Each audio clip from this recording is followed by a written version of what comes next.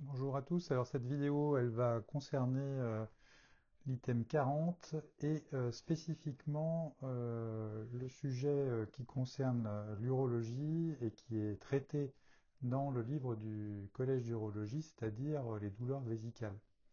Alors les algies pelviennes chez la femme sont en fait un des sujets nouveaux qui est apparu sur les items d'internat avec, vous le voyez, beaucoup qui sont de rang A et je vais vous expliquer brièvement pourquoi.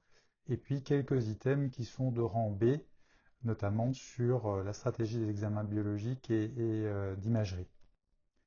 Alors les objectifs de cette présentation très courte, hein, c'est pourquoi est-ce qu'il y a ce focus sur les algies pelviennes de la femme. Vous aurez remarqué que la question c'est les algies pelviennes en général, mais il y a un focus particulier sur les algies pelviennes de la femme, la démarche diagnostique du syndrome douloureux vésical, et puis la démarche stratégique sur les principaux examens complémentaires. Alors commençons sur la raison pour laquelle on se concentre sur les algies pelviennes de la femme. Mais en fait, cet item-là, le 40 et le 41, tournent beaucoup autour de l'endométriose. Et vous le savez sûrement, l'endométriose a été un sujet dont la mise en évidence et l'importance a été soulignée dans les dernières années avec des centres d'expertise sur le sujet qui sont venus, et cela parce que en réalité, cette problématique des douleurs pelviennes est une problématique qui est souvent mal prise en compte, souvent sous-diagnostiquée, et donc il est très important que tous les médecins qui pratiquent puissent être en capacité d'évoquer ce fameux diagnostic d'endométriose. Mais il y a également d'autres causes de douleurs pelviennes chroniques, et ce, dans les deux sexes, avec également, en dehors des douleurs vésicales qu'on va aborder dans la question d'urologie, la problématique des douleurs urétrales, qui est assez complexe, mais également celle autour de l'orifice urétral, de douleurs vestibulaires à l'entrée du vagin, des douleurs vulvaires. Donc voilà, tous ces items sont très importants, ils sont sûrement traités par d'autres collèges, et le texte qui est dans le livre du Collège d'urologie est vraiment concentré autour de la douleur vésicale, et c'est là-dessus que je vais vous faire maintenant un petit focus. Alors, quel est le syndrome, qu'est-ce que c'est la définition de ce syndrome de douleur vésicale? Ben, c'est une douleur pelvienne ressentie comme une vraie douleur ou une pression ou un inconfort perçu comme étant en relation avec la vessie, c'est-à-dire souvent accompagné de symptômes urinaires. Et le plus fréquent, c'est l'envie d'uriner ou des douleurs au moment d'uriner. Et cela évoluant depuis au moins 6 mois. On verra que un des diagnostics différentiels fréquents, il arrive tout de suite, puisque le diagnostic de syndrome de la douleur vésicale est plutôt un diagnostic d'élimination. Ben, le diagnostic le plus fréquent, c'est l'existence d'une infection urinaire ou d'une autre cause identifiable. Donc c'est en l'absence de toutes ces causes, c'est un diagnostic d'élimination, ce syndrome de douleur vésicale, qu'on évoquera le syndrome de douleur vésicale tout court. C'est une pathologie qui est bénigne puisqu'il n'y a pas de risque évolutif, mais qui peut être extrêmement invalidante pour les patients ou les patientes. Et c'est associé aujourd'hui à une prise en charge qui est extrêmement complexe. On est un peu démuni sur les prises en charge de ces patients et de ces patientes avec des centres de la douleur qui essayent beaucoup d'options thérapeutiques, mais qui finalement sont là aussi un petit peu démunis. Alors c'est une pathologie qui est fréquemment associée à d'autres pathologies douloureuses ou à des maladies chroniques. Qu'est-ce qui est à l'origine de ce syndrome de douleur vésicale? Ben, on n'a pas vraiment d'idée extraordinaire. C'est un petit peu l'idée qu'il y a quand même un facteur déclenchant, une sorte d'allumette qui a déclenché un feu de forêt, mais après, contrairement à ce qui se passe sur les feux de forêt, est-ce que vraiment c'est cette cause initiale qui va être la cause de l'entretien? Mais c'est absolument pas évident. Donc il y a en fait plusieurs causes différentes. Une des plus fortement identifiées, c'est une altération de l'épithélium, enfin, de l'urothélium vésical, plutôt avec un déficit en glycosaminoglycan qui amènerait à une perméabilité anormale de la paroi. Il y a sûrement également peut-être une relation avec une dérégulation des mastocytes. Il y a sûrement une dérégulation sensitive. En fait, plus on a mal, plus on a mal. Et donc, cette espèce de douleur initiale, si elle n'est pas bien prise en charge, peut se traduire derrière par une sorte d'hypersensibilité. Et puis, il y a fréquemment l'association de syndrome fonctionnel somatique ou de personnes qui souffrent d'une hypersensibilité viscérale. Je pense notamment aux fibromyalgies, au syndrome du côlon irritable, mais d'autres personnes qui ont également des pathologies chroniques, l'endométriose par exemple, le syndrome de Gougerot-Sjögren, la polyarthrite rhumatoïde. Je vous les ai mis un petit peu dans l'ordre cité dans le livre du collège, mais voilà, toutes ces causes-là qui créent des douleurs un petit peu chroniques peuvent accentuer la douleur vésicale. Ce facteur déclenchant initial, il est quand même intéressant à rechercher dans votre interrogatoire. C'est pour ça que j'ai insisté là-dessus. Alors l'interrogatoire, ça va être la première partie de la prise en charge des patientes et il est extrêmement important. Alors je parle souvent de patientes parce qu'en fait c'est une pathologie qui concerne presque 10 femmes pour un homme. Il y a vraiment une fréquence très importante et il faut vraiment essayer de bien caractériser la douleur avec la recherche de son ancienneté, des facteurs déclenchants ou aggravants, des traitements préalables qui ont échoué ou au contraire qui améliorent de temps en temps. Il peut même y avoir des facteurs alimentaires. Faire préciser le type de douleur, est-ce que c'est une sensation de décharge électrique, de brûlure qui vont faire penser plutôt à des problèmes neurologiques, de sensation de pression, d'anesthésie douloureuse. La localisation précise, pas. Il peut y avoir des patientes qui vont vous raconter que la douleur en fait démarre dans la vessie mais va envahir entre guillemets tout leur abdomen. Les circonstances de déclenchement et de soulagement de la douleur, ça c'est très important.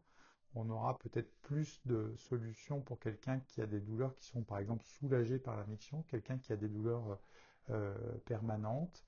L'impact sur la fréquence des mictions est absolument capital à identifier et c'est là que le catalogue mictionnel va avoir un intérêt majeur. Et pour caractériser euh, ces douleurs, c'est vrai que c'est important de s'aider, surtout quand on n'en a pas beaucoup l'expérience, de questionnaires dédiés. Alors, je ne vous ai pas mis toute la litanie qui a été décrite dans le livre du collège, parce que ce sont des questionnaires qui sont très nombreux, mais effectivement, une fois qu'on a trouvé un questionnaire qui convient à nos interrogatoires, c'est plutôt ce genre de questionnaire qu'il faut utiliser puisqu'il permettra aussi de quantifier l'évolution éventuellement de la douleur chez les patientes.